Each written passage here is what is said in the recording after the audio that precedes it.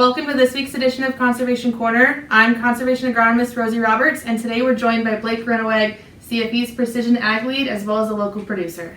Thanks for having me on this week, Rosie. Absolutely. We're happy that you're here. So this week we'll be discussing how monitoring tile water can provide helpful insights to managing nitrogen management.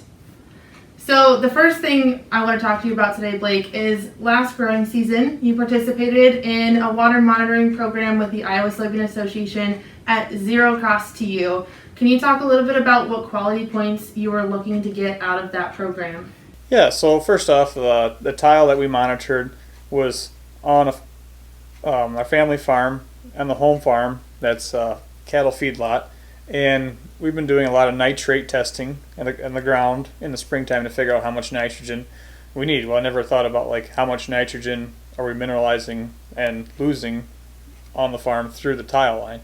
And so we obviously have a manure management plan and get checked that way. We turn a nitrate test to see how much nitrate's in the ground before we apply nitrogen. And so I just wanted to know how much nitrogen's actually leaving the farm. Great answer to that first question, Blake. Second one I've got for you today is, were your results very valuable to you as a producer? Oh, yes. The results gave me a baseline to know where I'm at, for particularly this growing season, and I can compare those results to growing seasons in the future. So if we have a dry season or a wet season, is my nitrogen actually leaving the farm, or is this just the stable amount of nitrogen that's continually coming out of the ground that I am draining?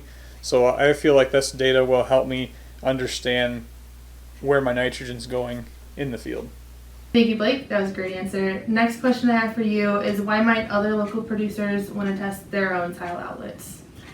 This testing program, you're creating data on your own farm and you're proving your stewardship of the land and the environment.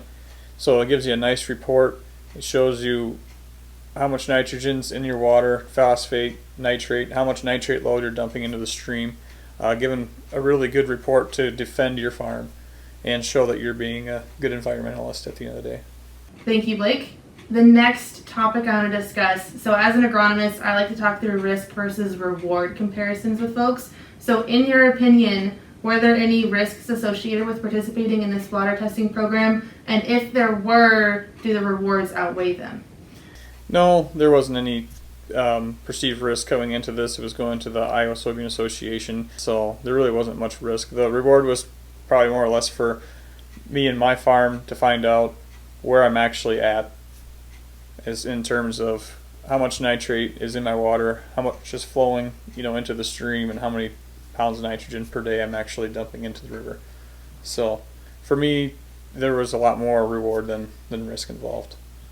And the last question I have for you today, Blake, is, are you planning on participating in this program for the upcoming growing season? Oh, absolutely. I'd like to see how my nitrate in the water varies over different weather patterns. And if any of our viewers are interested in also participating in this water monitoring program, please don't hesitate to reach out to me. Here's my contact info. And tune in next Friday, where we'll discuss how carbon credits can help increase your farm profitability.